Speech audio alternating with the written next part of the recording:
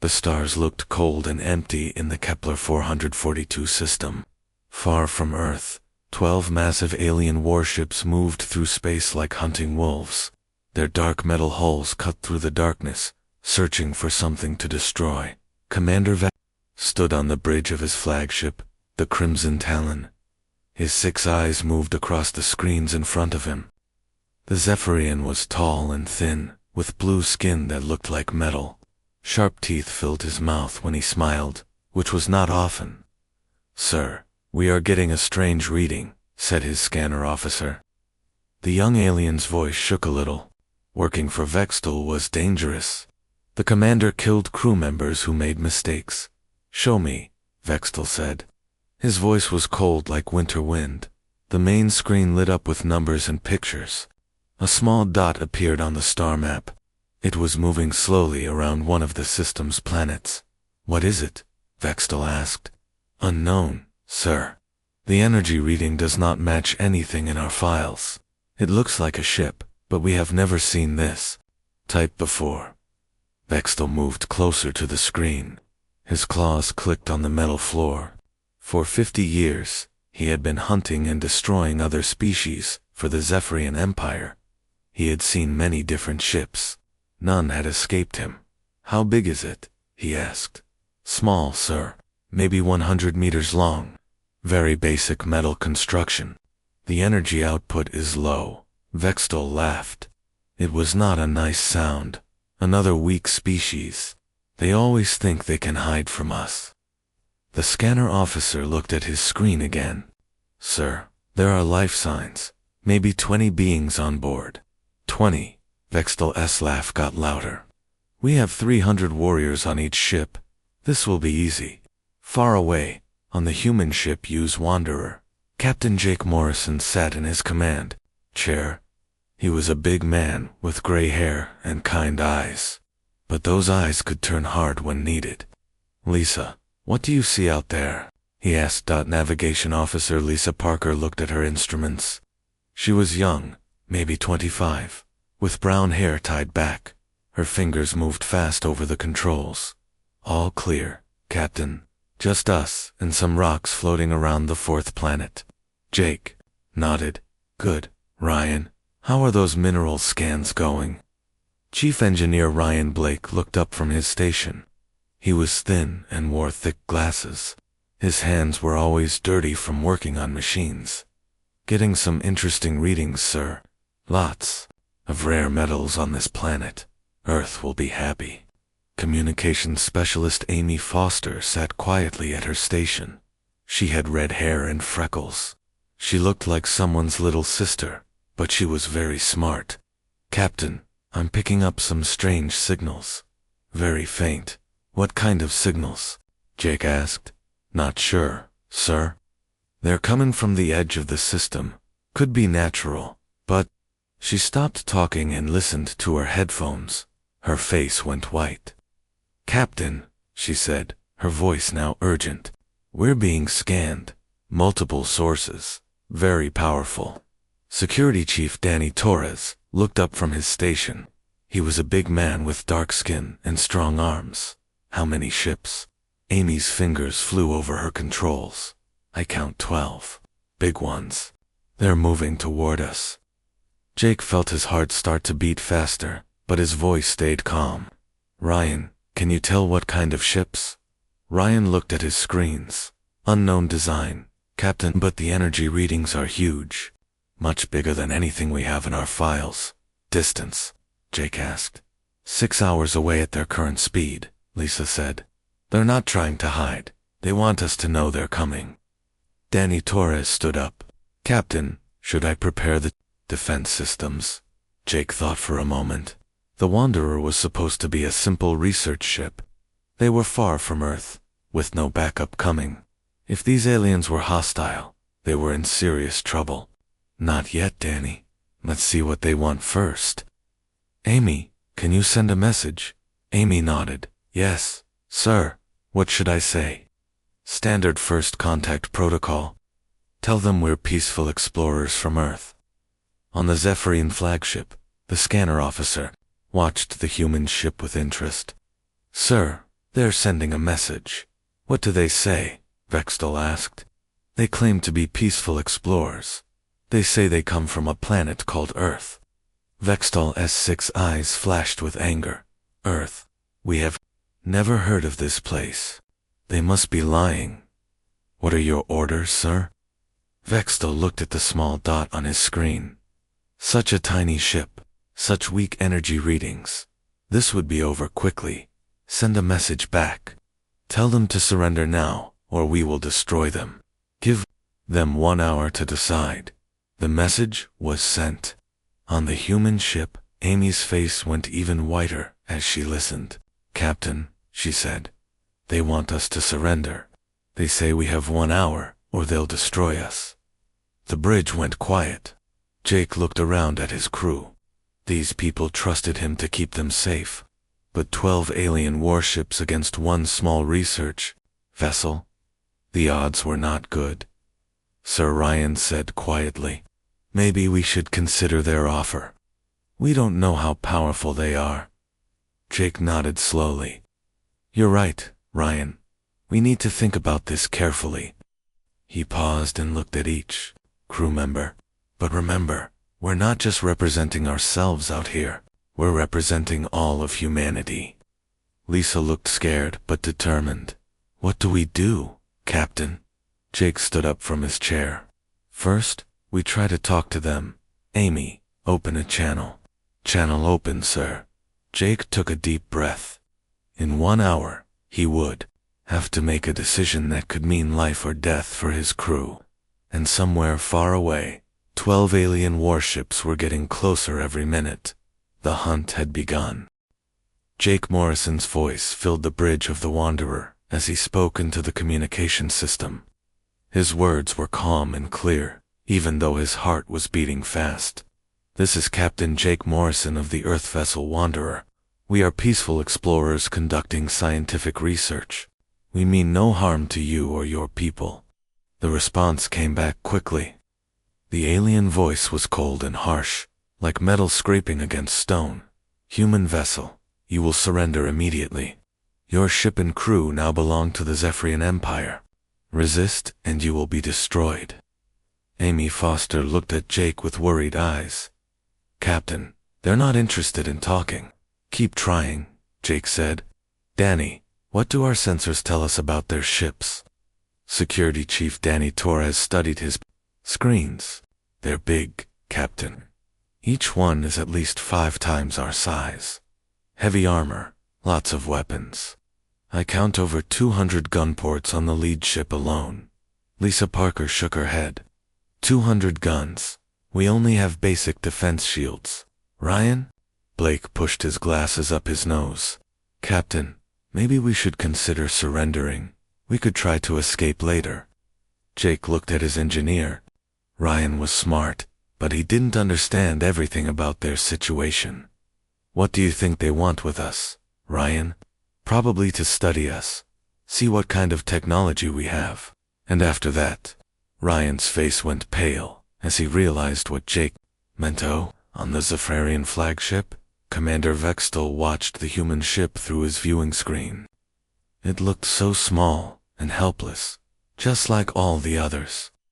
Sir, his weapons officer said, shall we move closer? Not yet, Vextal replied. Let them think about their situation. Fear makes them easier to handle. The scanner officer looked confused. Sir, I'm getting some strange readings from their ship. What kind of readings? The energy patterns keep changing.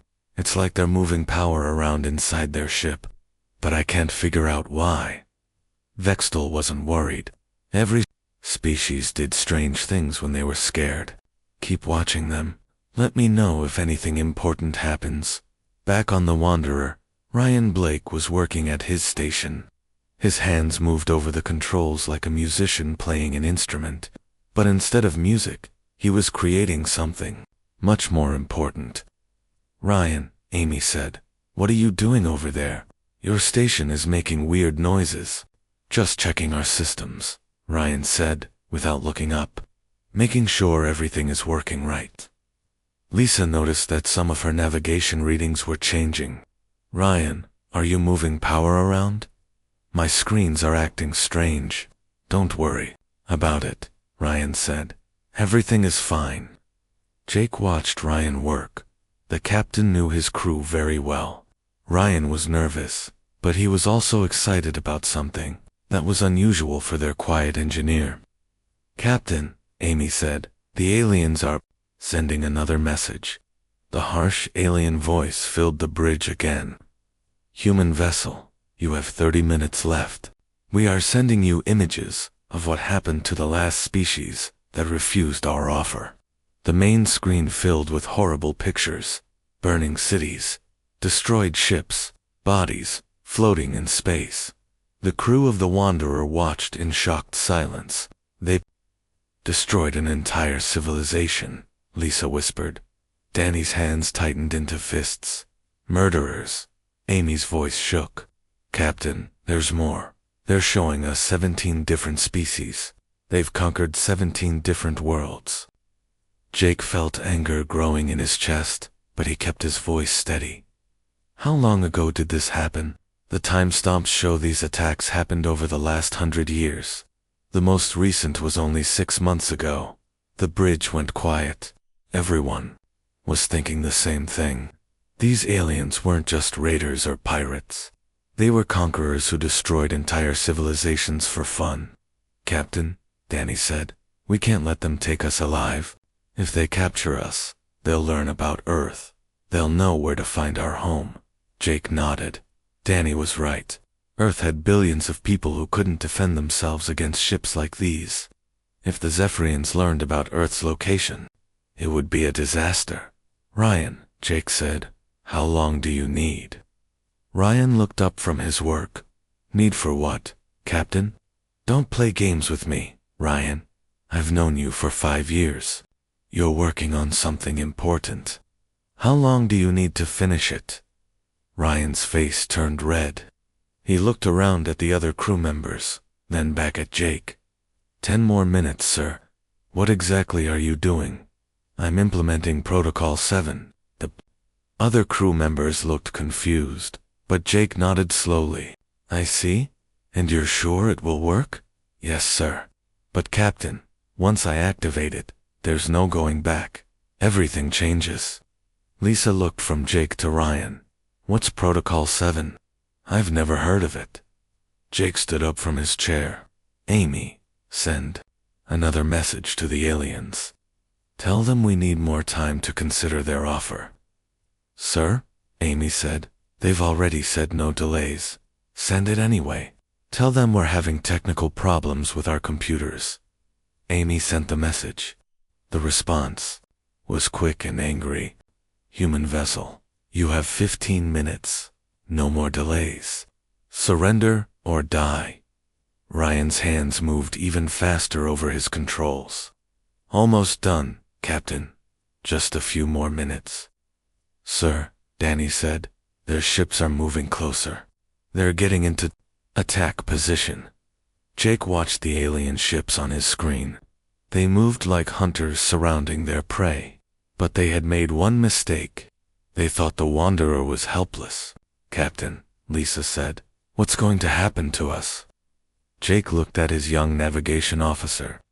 She was scared, but she was still doing her job. They all were. He was proud of his crew. Lisa, do you trust me? Yes, sir. Always. Then don't worry. We're going to be fine. Ryan suddenly looked up from his station. His face was excited and nervous at the same time. Captain, Protocol 7 is ready. All I need is your authorization. Jake took a deep breath. Outside their ship, 12 alien warships were getting closer. Inside, his crew was waiting for his decision. In a few minutes, everything would change.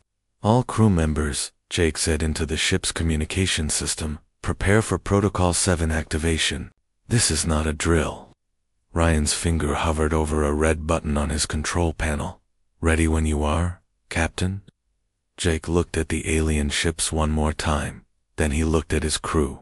Amy, Lisa, Danny, and Ryan. Good people who deserved to go home to their families. Do it, Jake said. Ryan pressed the button. The moment Ryan pressed the red button, everything changed. The lights on the bridge went out for 3 seconds. Then they came back on, but they were different now. Brighter, more focused. The quiet hum of the ship's engines became a deep, powerful growl that Lisa Parker felt her chair vibrate as new systems came online. "Captain, what's happening? My controls are completely different now." Amy Foster stared at her communication panel in shock. "Sir, I'm seeing new channels. Lots of them. Military frequencies I've never seen before." Danny Torres jumped up from his security station. His eyes were wide with surprise. "Captain, weapon systems are appearing on my screen. Big ones. I don't understand where they came from." Jake Morrison smiled for the first time since the aliens had appeared. "Sit down, Danny. Let me explain what's really happening here." The captain walked to the center of the bridge. Outside the windows, they could see the alien ships getting closer. But Jake didn't look worried anymore.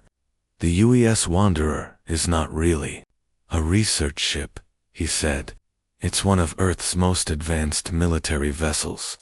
We've been pretending to be scientists so we could scout this area of space without starting a war." Lisa's mouth fell open. "We're a warship, that's right, and I'm not really Captain Morrison. I'm Admiral Morrison of the Earth Space Defense Force." Ryan Blake stood up and took off his thick glasses. Without them, he looked completely different. Stronger, more dangerous. "And I'm not just an engineer. I'm a military technology specialist." Amy Foster pulled her red hair back and tied it in a tight military style. "Communications and psychological warfare expert, sir." Danny Torres grinned as he looked at his new weapons controls. "Security chief was actually the truth, but I didn't mention that I trained the best soldiers on Earth." Lisa looked around at her crewmates. "Are you all military? Am I the only real scientist?" Jake laughed. "Lisa, you're Lieutenant Lisa Parker, Tactical Operations Specialist. You just didn't know it yet. I don't understand. Your brain was programmed with advanced military training while you slept. The knowledge is all there. You just need to access it." Lisa closed her eyes and concentrated. Suddenly, her mind filled with information about space combat, ship movements, and battle tactics. When she opened her eyes, they were hard and focused. "I remember now," she said. "How long have I been undercover?" 2 years, Jake said. "We needed someone who could really believe she was a scientist. It made our cover story perfect." On the Zephyrian flagship, Commander Vextel was getting angry. "Why haven't they surrendered yet? Their time is up." "Sir," the scanner officer said, his voice full of confusion. "Something is wrong. The human ship is changing." "What do you mean, changing?" "The energy readings are completely different now. And sir, there are new structures appearing on their hull, weapons systems. Big ones." Vextel moved closer to his screen. What he saw made his blue skin turn pale. The small, harmless research vessel was transforming before his eyes. Metal panels were sliding away from the ship's hull, revealing massive gun turrets. Energy shields were powering up, creating a blue glow around the entire vessel. The ship itself was getting bigger as hidden sections extended outward. "This is impossible," Vextel whispered. Their technology readings said they were primitive. "Sir," his weapons officer said, "I'm detecting weapon systems that I don't recognize. The power output is, sir, it's higher than our main guns." "How much higher?" 10 times higher, sir." Back on the Wanderer, Admiral Morrison sat in his command chair. But it wasn't the same chair anymore. It had transformed into a high-tech command center with dozens of screens and controls. "Lisa, bring us about. Show them our weapons." "Yes, sir." Lisa's hands moved over her new controls like she had been using them for years. The ship turned gracefully in space, its new weapon systems clearly visible. "Amy, open a channel to the alien fleet. Channel open, Admiral." Jake's voice was no longer kind and gentle. It was the voice of a military commander who had fought many battles. Zephyrian vessels. This is Admiral Morrison of the Earth Defense Force. You have entered human space and threatened a military vessel. You have one chance to surrender. On the alien flagship, the bridge crew stared at their screens in shock. Commander Vextal's S6 eyes were wide with fear and confusion. "Sir," the communications officer said, "they're demanding that we surrender. Impossible. We have 12 ships. They have one. Sir, you need to see this." The scanner officer's voice was shaking. "The human ship isn't alone anymore." "What do you mean?" "There are more ships appearing on our sensors. Lots of them. They were hiding somehow, but now they're becoming visible." The main screen showed space around the human ship. One by one, other vessels were appearing. They had been there all along, invisible to Zephyrian sensors. "How many ships?" Vextal asked. 37, sir. All of them bigger than the first ship. All of them heavily armed." Vextal felt fear growing in his chest. In 50 years of conquest, he had never seen technology like this. Ships that could hide completely from his scanners. Weapons that made his own look like toys. "Sir," his tactical officer said, "we should retreat. We're outnumbered and outgunned." "No," Vextal shouted. "We are the Zephyrian Empire. We do not run from anyone." On the Wanderer, Ryan Blake was watching his engineering screens with satisfaction. "Admiral, all systems are operating at full capacity. Shields at maximum. Weapons charged and ready. Danny, target their lead ship. Don't destroy it yet. Just show them what our guns can do." Danny's fingers moved over his weapons controls, targeting their main engine, firing a warning shot. A beam of bright blue energy shot out from the Wanderer. It passed just in front of the Zephyrian flagship, missing it by only a few meters. But when the beam hit an asteroid floating nearby, the entire rock disappeared in a flash of light. "Direct hit on the asteroid," Danny reported. "Complete vaporization." On the alien ship, the crew watched in horror as the asteroid vanished. Their own weapons could damage asteroids, but they couldn't make them disappear completely. "Sir," the weapons officer said, "that was just a warning shot. If they had aimed at us... Vextal's hands were shaking. "Get me the human ship, now." "Channel open, sir."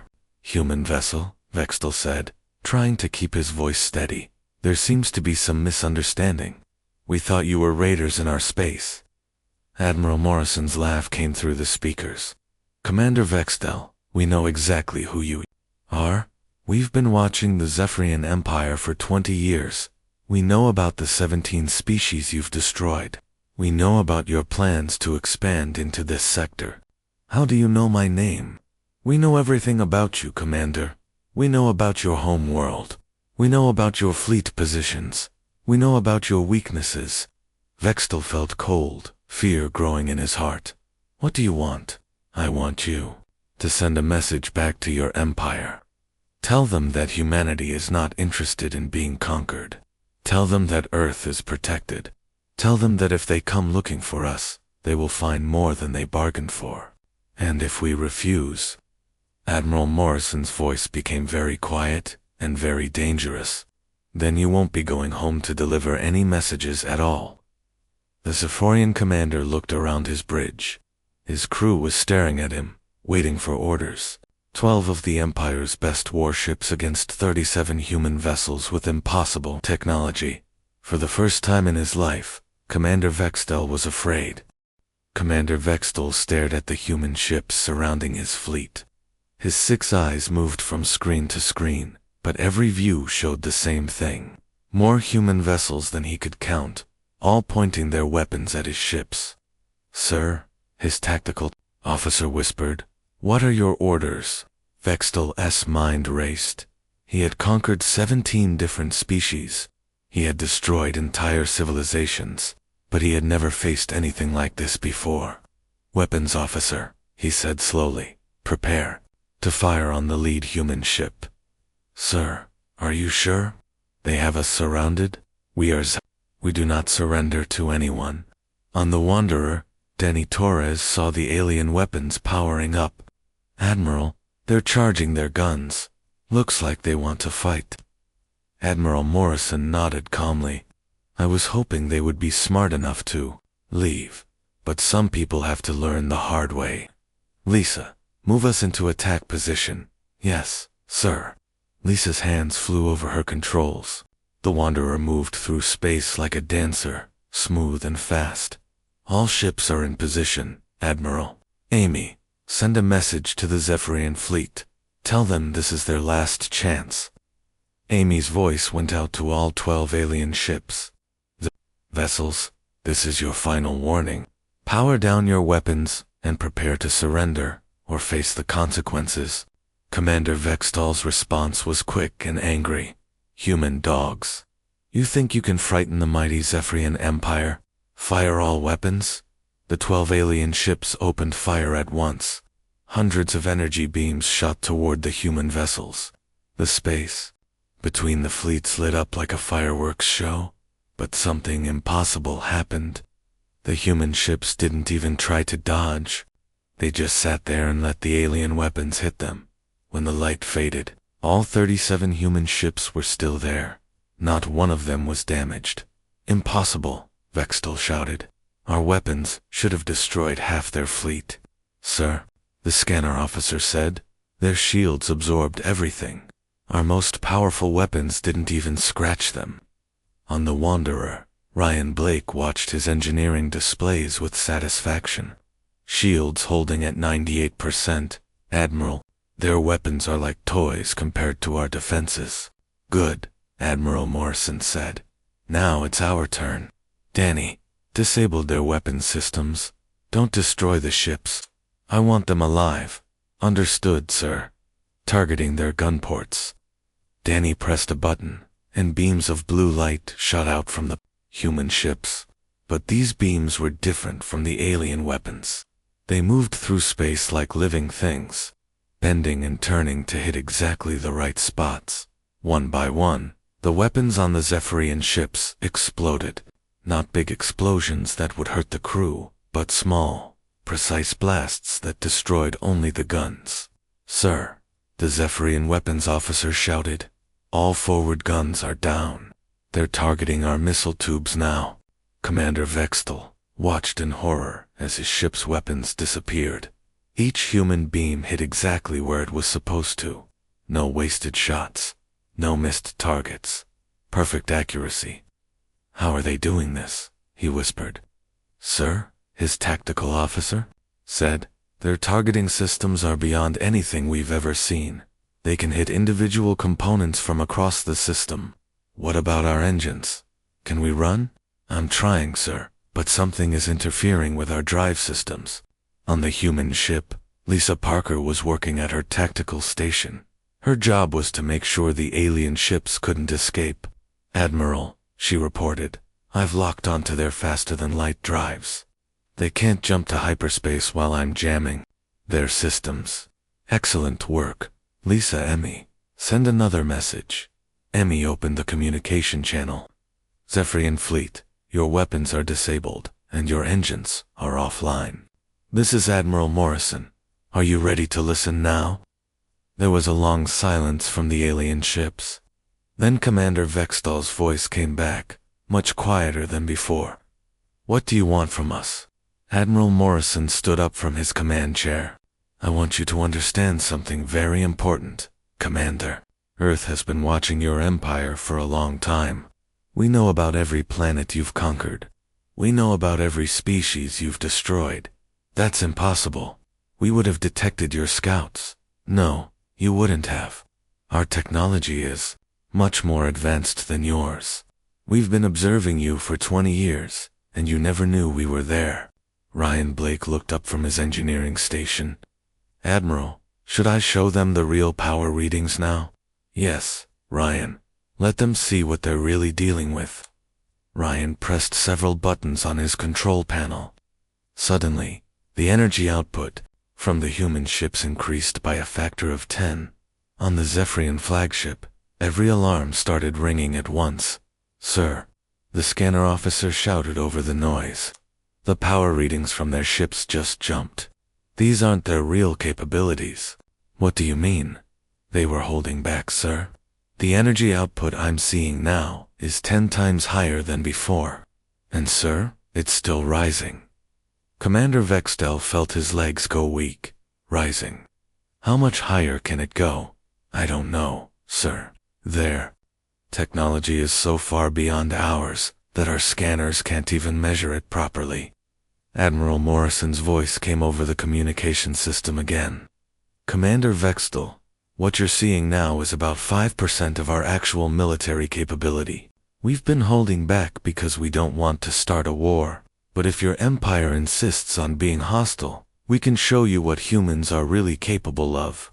Amy Foster was working at her communication station, but she was doing more than just sending messages. She was also analyzing the alien ship's computer systems. "Admiral," she said quietly, "I've hacked into their main computer. I have access to their star charts, fleet positions, and communication logs." "What did you find?" "Their empire has over 200 warships scattered across 50 star systems. But Admiral, they're not as strong as they pretend to be. Most of their ships are old and poorly maintained." "Interesting. What about their home world?" "Planet Zephyr. Prime, sir. Population about 8 billion. Heavy industrial base, but their technology is at least 50 years behind ours." Admiral Morrison nodded. This information would be very useful. But first, he had to deal with the ships in front of him. "Commander Vextel," he said, "I'm going to share some information with you. My communication officer has just downloaded your complete military database. We now know the location of every Zephyrian ship and base." On the alien flagship, the computer officer was frantically checking his systems. "Sir, they're right. Someone has accessed our entire network. All our secret files have been copied." Commander Vextel felt true terror for the first time in his life. These humans hadn't just defeated his ships. They had stolen all the Empire's military secrets in a matter of minutes. "What do you want?" he asked again, his voice barely a whisper. Admiral Morrison smiled, but it was not a kind smile. "I want you to take a message back to your Emperor, Commander. Tell him that humanity is not interested in being part of his empire. Tell him that Earth is off limits. And tell him that if any Zephyrian ship comes within 50 light-years of human space, it will be destroyed. And if the Emperor refuses, then you'll find out what happens when humans stop playing games." Commander Vextel sat in his command chair, staring at the human fleet surrounding his ships. His hands shook as he tried to understand what had happened. In less than 1 hour, his mighty fleet had been completely defeated without firing a single effective shot. "Sir," his communications officer said quietly, "the humans are sending another transmission." "Put it through," Vextel said. His voice sounded tired and old. Admiral Morrison appeared on the main screen of the Zephyrian flagship. Behind him, the bridge of the Wanderer looked like something from the future. Advanced displays, powerful weapons controls, and crew members who moved with military precision. "Commander Vextel," the Admiral said, "I'm going to tell you something that will help you understand your situation. What you've seen today is not humanity's military might. It's just a small taste." "What do you mean?" Vextel asked. Amy Foster stepped forward. Her red hair was pulled back, and her green eyes were cold and calculating. "Commander, I am a specialist in psychological warfare. My job is to study how different species think and react. I've been analyzing your empire for years. You've been watching us for 20 years, Amy said. We know everything about the Zephyrian Empire. We know your strengths, your weaknesses, and your fears." Ryan Blake joined Amy on the screen. Without his thick glasses, he looked completely different, dangerous. "Commander, the technology you've seen today is actually outdated. These ships were built 10 years ago with old human designs." Vextel's 6 eyes widened in shock. "Old designs? That's right, Ryan continued. Our current military technology is at least 3 generations ahead of what you've experienced today. What disabled your fleet in minutes would take our modern ships only seconds. Lisa Parker stepped up to the screen next. The young woman, who had seemed so innocent and confused, now looked like a trained warrior. Commander, your tactical database shows that you've conquered 17 species in the past century. Would you like to know how long it took each species to fall? I don't understand. Your records show that the longest campaign took 4 years. The shortest took 6 months. Most species surrendered after seeing demonstrations of Zephyrian military power. Danny Torres was the last to appear on screen. The big security chief cracked his knuckles as he spoke. Commander, humanity studied those same 17 species before you conquered them. We ran computer simulations of how we would defend against your attacks. And what did you find? Vextel asked, though he was afraid to hear the answer. Every single one of those species could have defeated your empire, Danny said, if they had been properly prepared. They lost because they were surprised and disorganized. We are neither. Admiral Morrison took control of the conversation again. Commander, humanity has been preparing for contact with hostile alien species for over 50 years.